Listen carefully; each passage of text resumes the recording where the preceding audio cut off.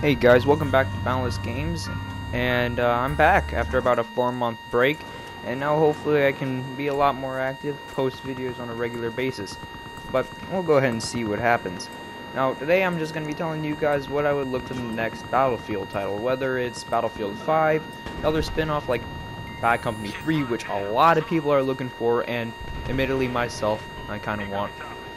And what I really want, though, more than anything, is Battlefield 1944, a World War II set. Right now, the past two Battlefield World War II games were based in the Pacific United States and Japan.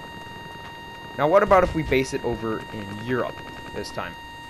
I mean, it might seem a little bit different from what we've seen in previous World War II Battlefield titles, and that's good. I've been looking for a good game, AAA, that's based in Europe. Now there's games like Red Orchestra and stuff like that that are based in Europe, but those games are starting to age and they're not the best quality. They're very good though, don't get me wrong.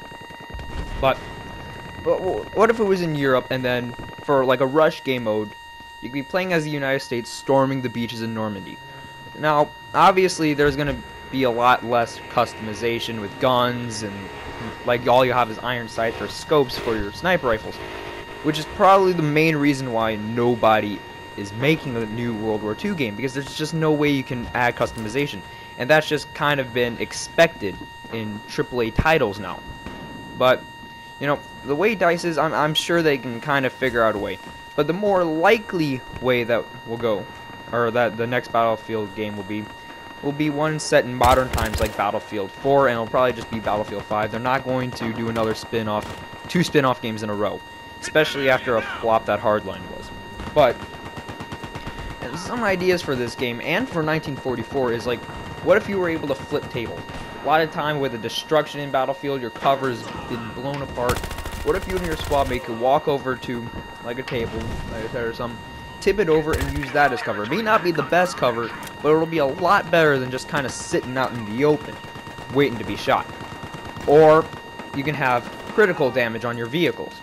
Like, if you ever played a game like War Thunder, if you send a tank shell through the track of another tank, only that track will be blown off.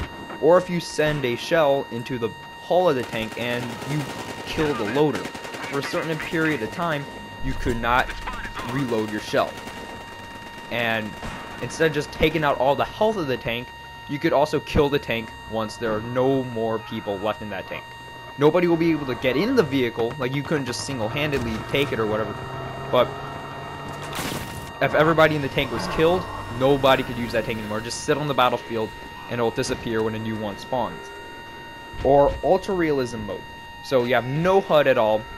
All you have is your magazine counter, kind of like what they do in Arma, and be able to have a one-shot kill. In the current hardcore mode, which you can see me playing right here, like, it's not always a one-shot kill. It could be a two-shot kill or up to a three-shot kill, depending what gun you're using and if you're shooting him in the limbs or not. But if I'm within a certain range, and if he doesn't have any body armor on, I send a assault rifle shell straight through his chest, he's not going to be getting up from that. He's going to be out for the count, which I think they should do, along with the normal hardcore mode. They shouldn't eliminate the old hardcore mode, but I think a lot of players would enjoy this. I know certainly I would. And obviously one-shot headshots regardless of range for all the weapons. But like I said, I'm back, guys, and I'll be a lot more active. And once again, guys, thanks for watching and sticking with me through this break if you're watching this video right now. And also, one of my good friends has recently reached 75 subscribers. I haven't checked personally, but that's what I've been told. So go ahead and check him out. He'll be linked.